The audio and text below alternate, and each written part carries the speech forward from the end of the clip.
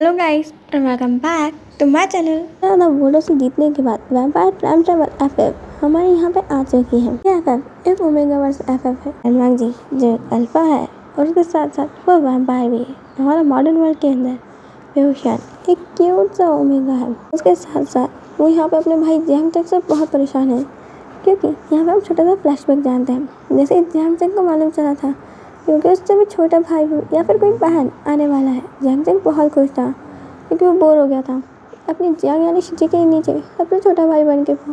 सबसे छोटा भाई होना बहुत बोरिंग होता है, उसे बड़ा भाई बनना था। और जैसे ही घर में विंग आता है, वो विंग को देखते ही यहाँ पे उसका प्रोटेक्टिव बॉर्डर मोड ऑन हो जाता है।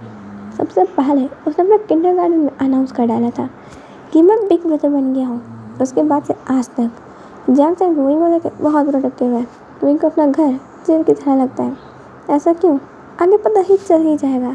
और वांग जी भी ना जियांग के कारण बहुत परेशान रहेगा और उसकी लव स्टोरी का सबसे बड़ा विलन ना ये जियांग चंग ही बनने वाला है। ऐसा क्यों, आप लोगों को एफएफ में इसी को समझ खुद ही आ जाएगा। जियांग चंग के टेंट्रम्स को सहने के लिए और जियांग चंग को संभालने के लिए एक हैंडसम सा गाय जियांग चंग का पार्टनर है। यहाँ पर कहा जाए पार्टनर इन फ्यूचर बनने वाला है। वो पर्सन हमें कहता है, वैसे आप लोग को शायद मेरा नाम पता होना ही चाहिए या फिर कई क्यूट सी लड़कियाँ मुझे गैस कर ही सकती हैं। मैं इस बोल्ड से और क्रम्पी ओल्ड मैन जियांग चंग का इन फ्यूचर हस्बैंड और इन फ्यूचर लवर भी होने वाला हूँ। पहले मैं इसका लवर बनूंगा और फिर हस्बैंड। पर इन दोनों चीज़ों के लिए अभी मैं बहुत पीछे हूँ, क्योंकि ये इंसान अपने भाई को छोड़ के कुछ और देख ले, ये हो ही नहीं सकता। आप लोग बताना मुझे ये पर्सन कौन होगा जो जियांग चंग का इन फ्यूचर लवर होंगे, हस्बैंड होंगे और अभी वो उसका सिर्फ बेस्ट फ्रेंड है। जियांग याली जो एक बहुत ब्यूटीफुल और यहाँ पे बहुत काइंड अल्फा है। उनका पार्टनर जिन जुशियन जो उन्हीं लोगों के साथ रहता है और अभी वो प्रेग्नेंट है। जियांग याली उसका बहुत ख्याल रखती है। जियांग याली की पूरी फैमिली भी जिन जुशियन उसकी बहुत केयर करती है।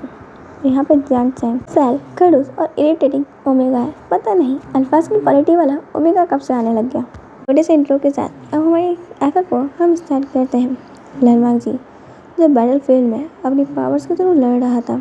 यहाँ पे लनवांग जी के चारों तरफ ब्लड बिखरा हुआ था। वांग जी के वाइट क्लोथ पूरे रेड में टर्न हो चुके थे।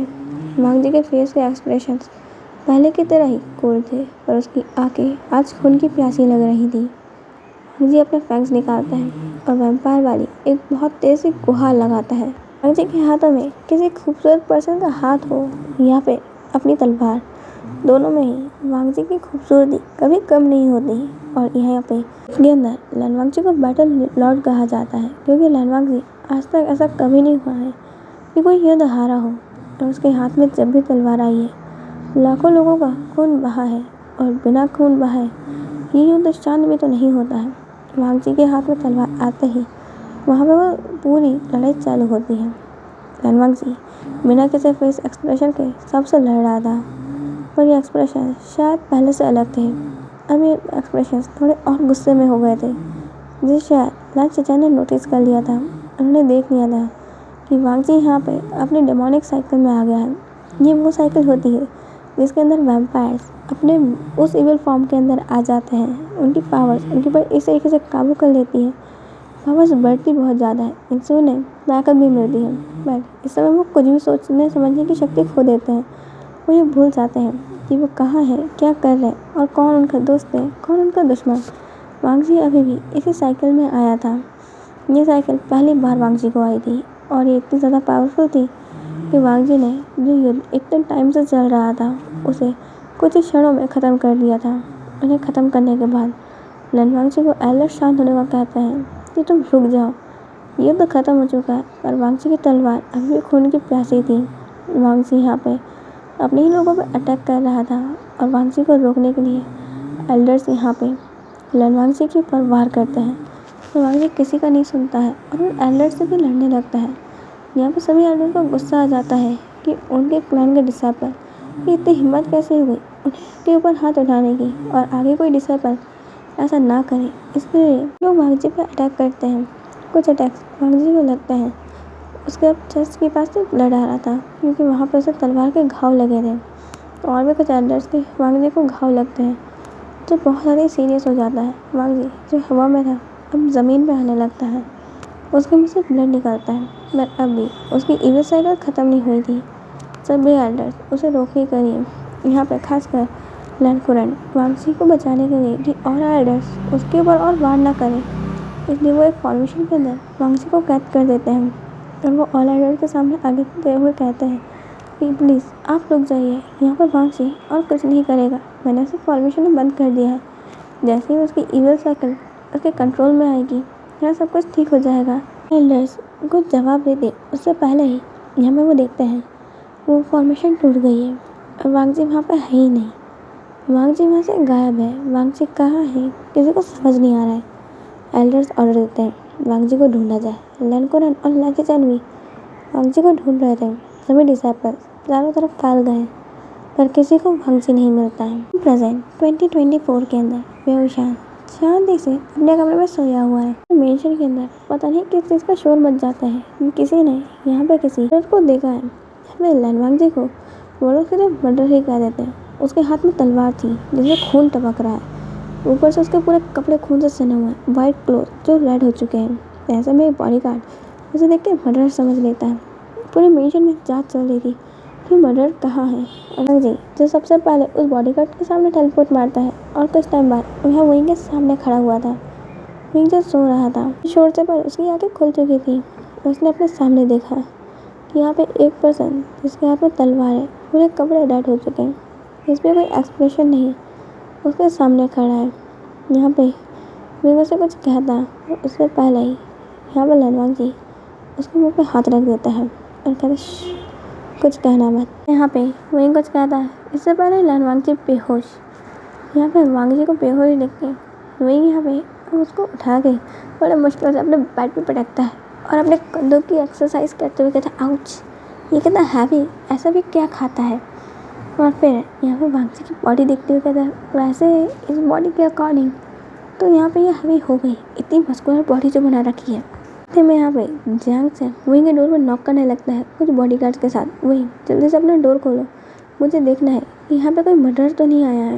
पूरे मेंशन के अंदर हमें बॉडीगार्ड चिल्ला रहे हैं कि उन्होंने किसी मर्डर को देखा है। फैमिली के ऊपर हमेशा अटैक्स होते ही रहते हैं और इसलिए यहाँ पे जियांग चैन को सबसे पहले चिंता हुई थी। यहाँ पे वही जो डोर खोल नहीं रहा था, जियांग चैन कहता वही अगर तुमने अब दरवाज़ा नहीं खोला तो मैं दरवाज़ा तोड़ दूँगा।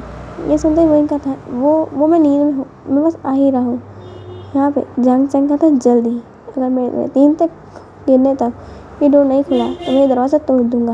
वहीं यहाँ पे लैन वांगजी को बेड के अंदर कंबल के अंदर ऐसे रोल करता है जैसे हम यहाँ पे सब्जी को या फिर कहा सॉस को रोल करके खा जाता है।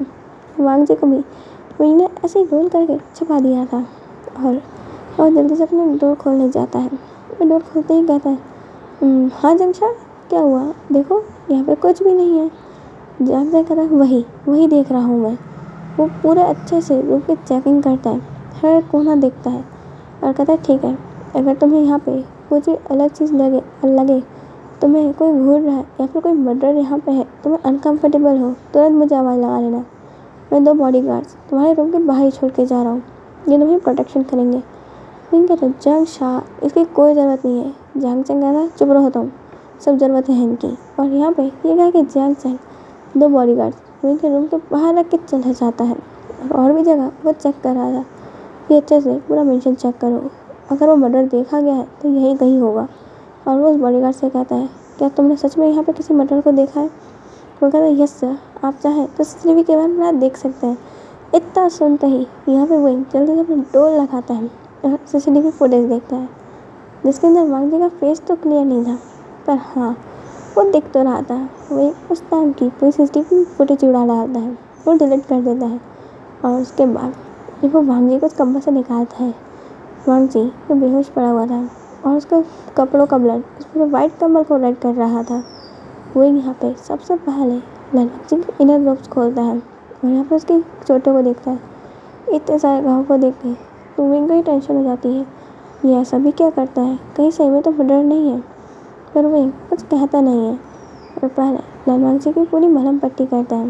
उसने वांगजी को अच्छे से बैंडेज करके बैठा दिया था। लैन वांगजी को बैंडेज करके अब वांगजी के बाजू में ही लेट जाता है और कहता है सच में मैंने आज बहुत मेहनत का काम किया है, आधी रात को एक इंडियन पर्सन जो एक मर्डर हो सकता है, मैंने उसकी बैंडेज करी है। ये सोच के वो हंसता है और सो जाता है। नेक्स्ट मॉर्निंग लनवांग जी की नींद खुलती है। वो अपने बाहों के अंदर एक बहुत खूबसूरत से पर्सन को सोते हुए देखता है जो बहुत प्यार से सो रहा था। उसने सोते समय भी पाउट कर रखा था और यहाँ पे वांगची बस उस पर्सन को भूल जा रहा था। लनवांग को अपने बारे में कुछ भी याद नहीं था। वांगची सब कुछ भूल गया था। वांगची उस पर्सन को देखते हुए कहता है, ये कौन है और मैं कहाँ हूँ। एक बार यहाँ पे वही की भी नींद खुलती है। वो देखता है कि वो वांगची के बाहों में उसके चेस्ट के ऊपर सो रहा है जहाँ पे उसने रात को ही बैंडेज करी थी। यहाँ पे अब वही अपने धीरती में नजर ऊपर करता है जहाँ लनवांगची पहले से ही वही को घूर रहा था। वही देख के थोड़ा सा एम्बैरेस हो जाता है और शर्मा भी जाता है कि वो एक पेशेंट के ऊपर कैसे सोच सकता है। वांगची क्या इनका पेशेंट ही हुआ तो इतना घायल था, वही ने उसका इलाज किया और आज वही उसी के ऊपर सो रहा है। वही यहाँ पे अब वांगची से दूर हटता है और उससे माफ़ी मांगता है। वांगची बस वही को घूरे जा रहा था। वांगची की आंखों में अभी भी कोई इमोशन नहीं थे। वही यहाँ पे उसके बैंडेज को चेक करते हुए कहता है, मैंने इसे ख़राब कर दिया, रुको मैं इसे ठीक कर देता हूँ। वो वही यहाँ पे लनवांगची के बैंडेजेस खोलता है और कहता है, मेरे हिसाब से मैं शायद ही रहना चाहिए। उसके बाद मैंने क्लीन करके अच्छे से लगा देता हूँ, चलो मेरे साथ। यहाँ पे वही अब वांगची को अपने साथ ले जाता है शर्टलेस। यहाँ पे वही मैंने ब्रश करा था, वांगची को भी वही देता है पर वांगची को वो भी नहीं आ रहा था। तो वही खुद का माउथ वॉश करने के बाद अब वांगची का माउथ वॉश कराता है और यहाँ पे वही बड़े प्यार से वांगची की पूरी बॉडी में जेंटली सोप लगा के उसे नहलाता है। उसके बाद वो खुद बाहर आता है और वांगची अभी भी शर्टलेस था। वही कहता है, तुम्हारे कपड़े तो फट चुके हैं और अगर मैंने यहाँ पे तुम्हारे लिए कुछ कपड़े खरीदने गया तो जंक्शन को पक्का पता चल जाएगा कि यहाँ पे कोई तो आया है और अगर उसे पता चला ना तो हम दोनों को मार डालेगा।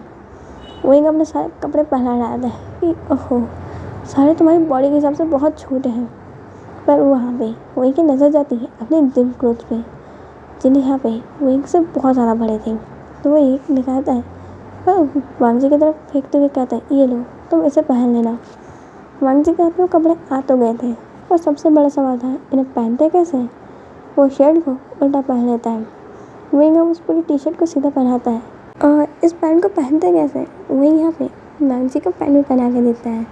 इसके बाद यहाँ पे वही वांगची के सामने बैठ जाता है और कहता है, तुम्हारा नाम क्या है, तुम मुझे बताओ कि तुम क्या कोई मर्डरर हो, क्या तुम मुझे मारने आए थे या मेरी फैमिली को हर्ट करने आए थे। वांगची यहाँ पे किसी सवाल का जवाब नहीं देता। वही अपनी फिंगर दिखाते हुए कहता है, हे तुम मेरी बातें सुन रहे हो या नहीं। पर वांगची बस वही के हाथों को देख रहा था जहाँ वो मूव कर रहे थे। वांगची भी अपनी गर्दन मूव करने लगता है। वही अपनी फिंगर्स को अपने फेस के सामने लाता है और लनवांगची और वही की आई कांटेक्ट होता है। लनवांगची फिर से वही को बस घूरते ही जा रहा था। उसके मन में चल रहा था, ये पर्सन कितना ज़्यादा सुंदर है, ये मेरा है। अच्छा ठीक है, छोड़ो इन सब चीज़ों को, तुम्हारा नाम क्या है। यहाँ पे लनवांगची अपनी थोड़ी सी गर्दन को मूव करता है। वही कहता है, क्या तुम बोल नहीं सकते, मेरा नाम वही है। इतना सुनते ही यहाँ पे वांगची कहता है, वही। यहाँ पे वही कहता है, हाँ मेरे को पता है, मेरा नाम वही है, तुम्हारा नाम क्या है। मेरा नाम वही है, तुम्हारा नाम क्या है। और यहाँ पे लनवांगची सिर्फ एक चीज़ कहता है, वही। वांगची जो बहुत क्यूट तरीके से बस वही का ही नाम ले रहा था। यहाँ पे वही कहता है, अच्छा ठीक है मैं समझ गया, मेरा नाम वही है, तुम्हारा नाम तुम नहीं बताने वाले हो, ठीक है मैं ही तुम्हारा नाम कुछ रख देता हूँ। यहाँ पे लनवांगची की तरफ देखता है और कहता है, ठीक है मैं तुम्हें हैंडसम गगा ही बुला लूँगा, आखिरकार तुम इतना हैंडसम जो हो। तो हैंडसम गगा, मुझे तुम बताओ कि तुम कहाँ से आए हो और आधी रात को मेरे कमरे में क्या कर रहे थे। पर वांगची कोई जवाब नहीं देता है, पर वांगची का पेट गुड़गुड़ जरूर कर देता है। आज के लिए इतना ही, हम मिलेंगे नेक्स्ट पार्ट में, बाय।